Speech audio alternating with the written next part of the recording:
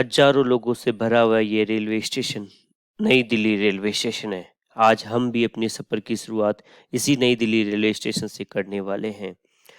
बहुत ही पहले ये कुछ इस तरह से दिखता था, लेकिन आज इसका नवीनीकरण हो गया और ये बहुत ही अपनी पारंपरिक उद्देश्य के साथ में विश्व में विख्यात होने लगा है।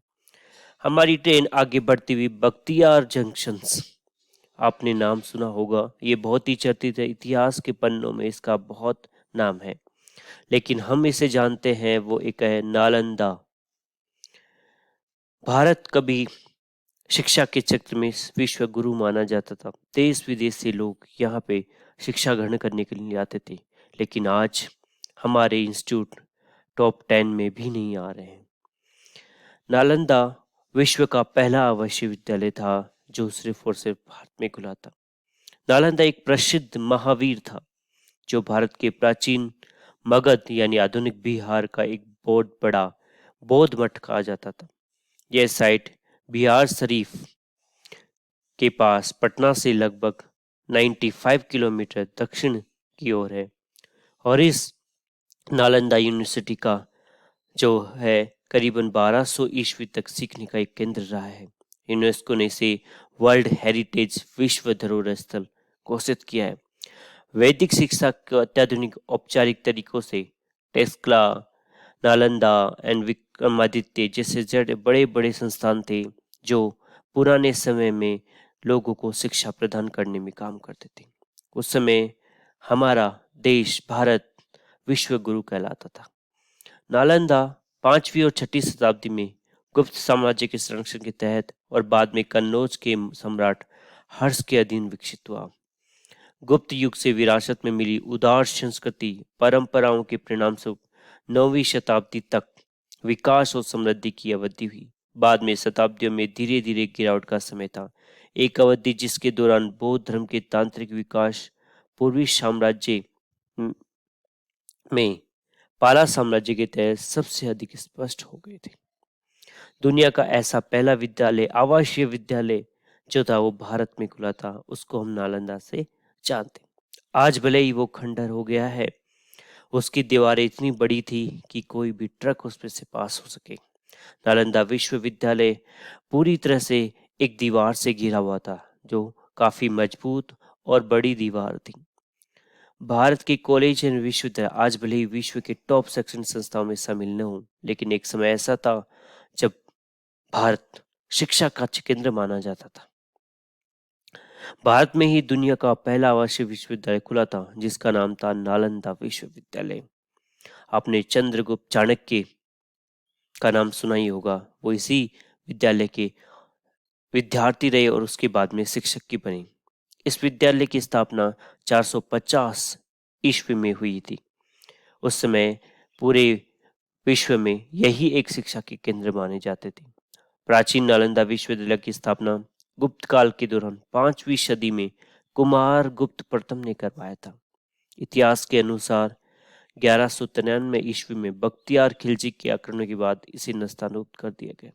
कहा जाता है कि आक्रमण के दौरान इस विश्वविद्यालय में आग लगाई गई, लेकिन आग लगने के करीबन 2 महीने तक यहाँ की पुस्तकें चलती रही। इतनी बड़ा इस आक्रमण में यहाँ काम करने वाले कई धर्माचारी बौद्ध शिक्षकों को मार डाला।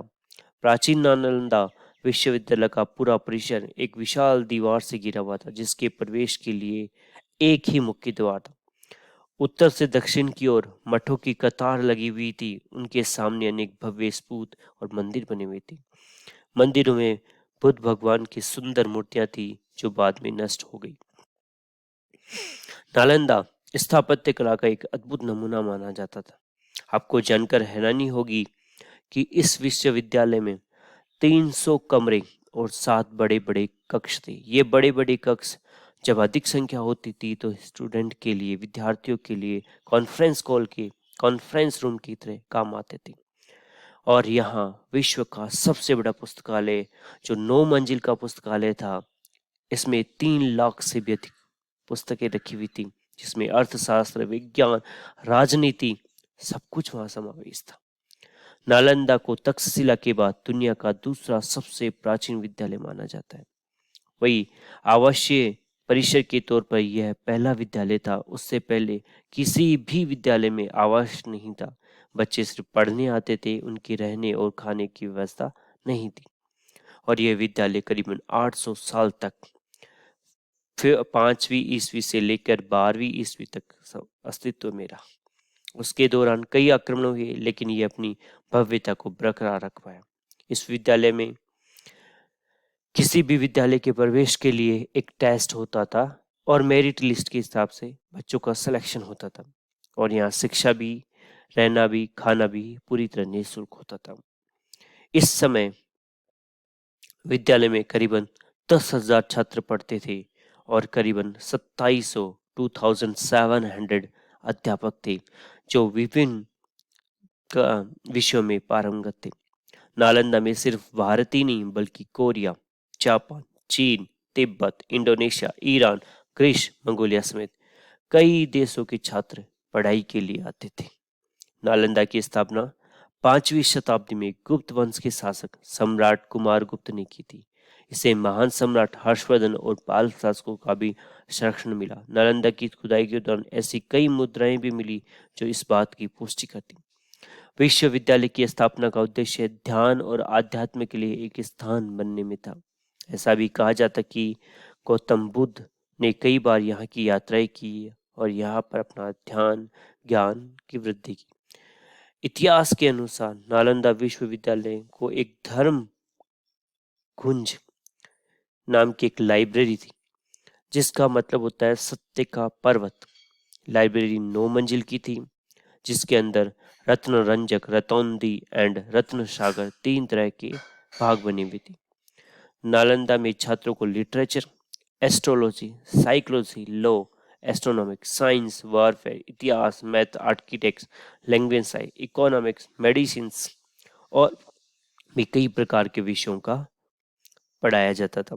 इस विद्यालय में कई महान विद्वान हुए थे, जिसमें हर्षवर्धन, धर्मपाल, वसुबंधु, धर्मकीर्ति, आर्यवेद, नागार्जुन का नाम शामिल। नालंदा विश्वविद्यालय का इतिहास चीन के एक बहुत बड़े दार्शनिक थे हेनसांग और इत्सिंग ने खोजा था। ये दोनों 7वीं शताब्दी में भारत हुए थे। इन दोनों में चीन लौटने के बाद नालंदा के बारे में विस्तार से लिखा और इसे विश्व का सबसे बड़ा विद्यालय बताया। इस विश्वविद्यालय की एक खास बात यह थी कि यहाँ लोकतांत्रिक प्रणाली से सभी कार्य होते। कोई भी फैसला सभी की सहमति से लिया जाता था। मतलब सन्यासियों के साथ टीचर और स्टूडेंट भी अपनी राय देते थे। खुदाई के दौरान यहाँ 1.5 लाख वर्ग फीट का एक नालंदा यूनिवर्सिटी का अवशेष मिले हैं। ऐसा माना जाता है कि यह सिर्फ यूनिवर्सिटी का 10% ही सही था। 1.5 लाख वर्ग फीट के ही अवशेष मिले हैं, बाकी किसी के अवशेष नहीं मिले। नालंदा शब्द के 3 अर्थ 3 शब्दों से मिलकर बना ना आलम अंधा, इसका संधि विच्छेद है, जिसका अर्थ होता है ज्ञान रूपी उपहार पर कोई प्रतिबंध न लगना। नालंदा की तर्ज पर नई नालंदा यूनिवर्सिटी बिहार के राजगीर में बनाई गई। इसे 25 नवंबर 2010 को स्थापित किया गया। स्वर्गीय पूर्व राष्ट्रपति एपीजे अब्दुल कलाम के मार्गदर्शन में जब वो बिहार असेंबली में संबोधन करने गए तो उन्होंने ये सुझाव दिया और बिहार सरकार ने उसे एक्सेप्ट करके नालंदा की पुनः स्थापना की। एक आक्रमणकारी के कारण कैसे हमारी संस्कृति दुरुस्त हो गई, कैसे हम आज शिक्षा के क्षेत्र में आगे नहीं बढ़ पाए, उसका एक रीजन यही है कि हमारी संस्कृति को धीरे धीरे इन आक्रमणकारियों ने मिटा दिया गया। Thank you so much.